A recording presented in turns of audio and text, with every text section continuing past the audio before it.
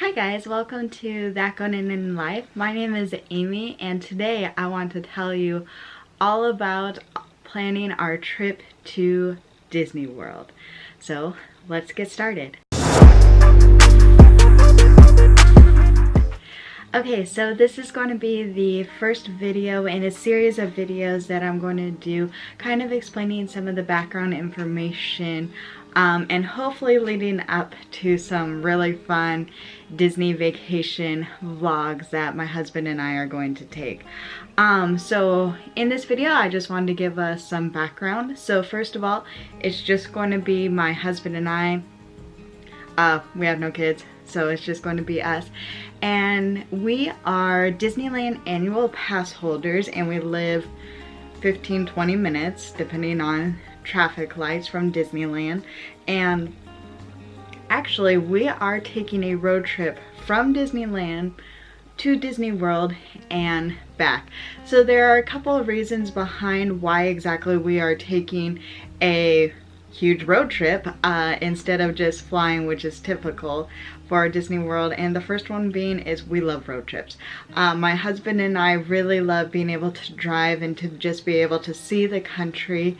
And as a couple, we have the furthest we have driven is from many trips up from California to Washington State and back. And so we really wanted to be able to see that. And more specifically is we recently have had family and friends move to different parts, actually in Texas. We have family and friends moving to different parts of Texas, and so we just want to be able to see like their new house and spend time with some loved ones.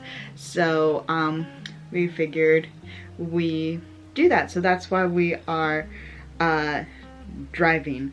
Also, we wanted for this vacation for it to be a mix of old things and new things. So old things, kind of Disney World. My husband has been to Disney World I think like maybe 5 or 6 times in his life, and I have been to Disney World. This will be my 3rd time. So the first time I went to Disney World, we went for about a 2-week trip, and it was with my husband and I. We were newly married then, and then his sister, brother-in-law, and their 2 young kids. The second time we went to Disney World was August of 2016, I believe, 2017. It was a year and a half ago. Yeah, so it was a year and a half ago. And we went for our anniversary trip, And so we went for 2 weeks. We stayed at the Polynesian Hotel, which was our dream hotel. The first time we went, we stayed off property in a townhouse. And so we saved up. We stayed at the Polynesian our second trip. And that trip was a really rough trip, like I'm not going to lie. My husband and I got terribly, terribly, terribly sick for all but maybe 2 or 3 days of that trip. So stay tuned. I'm going to have a video on what to do when your Disney vacation goes wrong. Anyway, so my husband and I, we've had a lot of experience at Disney World. Not a lot, but we've been before as adults, and we are huge, big Disney fans. Can you tell? So we're excited about that. But one thing that we're excited about for driving is that it will give us some time to see parts of the country that we haven't. So we haven't spent a lot of time in the South. We haven't been to New Orleans, where we're planning on stopping. We're planning to do Savannah. So by driving, it will just give us an opportunity to be able to see more for this one. Okay, so let's also, for a bit of background, talk about when, oh, I didn't even say how long. Sorry about that. We will be spending a total of 9 nights in the Disney World area. We are definitely having 7 park days, and the 2 days we're going to see. 2 maybe park days. We might go in, we might not, we might go to Disney Springs. We're kind of leaving that up in the air because we don't know exactly how exhausted we will be from our road trip to Disney World. So we are going to be in Disney World from the 23rd or the 24th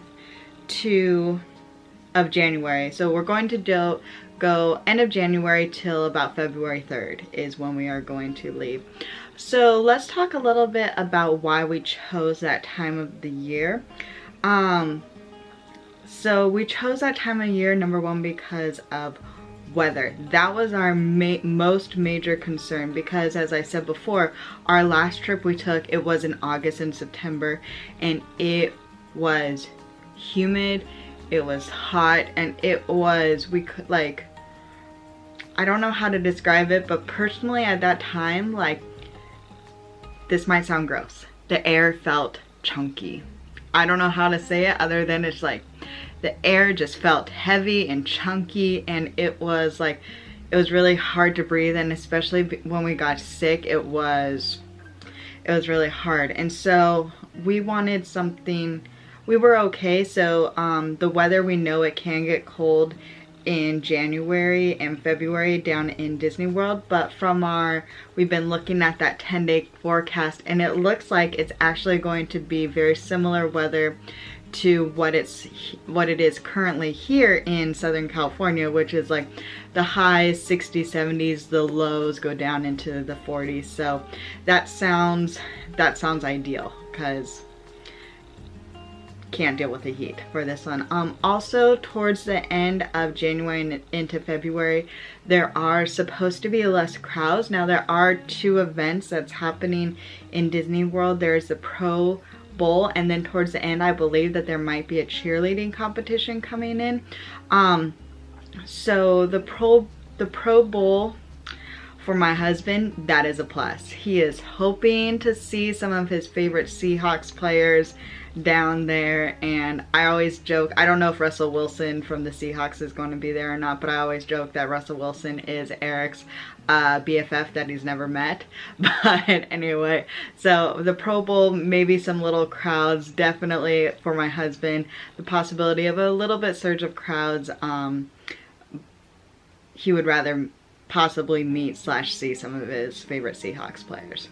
I'm not a football person, so I don't care. And then the cheer, that is, we just can't help for this one. So so hopefully the clouds should be a little bit lower. I do at this point want to take I want to tell you some of my sources that I used in determining when exactly we're going to go. So there are two main sources that I use to get my information for planning. The first one is WDW Prep School, and it is started by this wonderful, well, I don't know her, but she seems like just the nicest person in the world. Her name is Shannon Albert, and she also has a podcast that's very helpful, WDW Prep to Go, so I would highly recommend that. And the second is I've used touring plans. So touring plans, they have an algorithm that they use to be able to predict crowds, and they also have a touring, they basically tell you how to be able to maximize your time in Disney World. So a little note on that, we based when we are going to go on both of those recommendations. So they both recommended those times as being fairly low crowds and the weather being good. But as our day-to-day plans, meaning choosing what park we were going to go to each day, we use touring plans, because what they do is they have, when you have their paid subscription, I think it's like $15 or something like that, they have algorithms to determine what crowd level each park should be at. So one thing that is to note, I think it was about maybe 2 weeks ago now, their prediction for their crowd calendar drastically changed.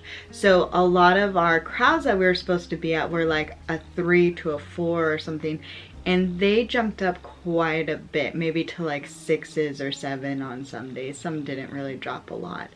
And at that point in time, honestly, our fast passes are here, our dining plans are here. It was a little late to do anything.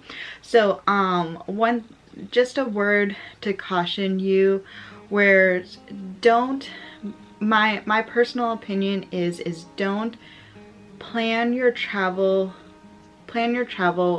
best at what works for you. So I knew even if it jumped up really crowded, for us the most important thing was having good, comfortable weather. And so even if for some reason the crowds are like 8, 9, super crowded, I can last all day in those crowds if the weather isn't terrible. But when we went in August, the crowds were pretty good, but I didn't care. I was out. Like, I was like, I can't deal with this because it was so hot. So just when determining when is the best time to go, I feel like kind of do like a gut check in your first, say like, hey, is it spring break for you? Is that why you're going? Well, probably other people have spring break too. It's probably going to be busy, right? So I feel like some of these things can just be logic, and you know what? Like, you could have a good time at Disney World no matter what. Even if you're really sick, like what happened to us before, we still were able to have a good time. So about going in January and February, one of the negative things that can happen is that there are some ride closures. Peter Pan going to be down. I'm a little bit disappointed with that because we never go to Peter Pan in Disneyland because I don't want to deal with those lines. But anyway, also the hours are very short. Like the parks close at 8 or 9. And then they open at around the same time. So you don't have a lot of those extended park hours. But for us, once again, that's not my priority. I would rather have a shorter time in the parks, but be really comfortable and just being able to enjoy it, than maybe the longer time that we have in summer, but that maybe it closes at like 11 midnight, but it's hot, you know? So I guess that's I just wanted to say, when you're planning Disney World, first of all, know yourself, right? Know your family, know what you guys can handle, and make plans according to that. Alright, so that's the basics. My husband and I, we're driving to Disney World. We're going to spend 9 nights there. It's in January, and we're excited. So thanks for watching, and stay tuned for other planning videos. Bye.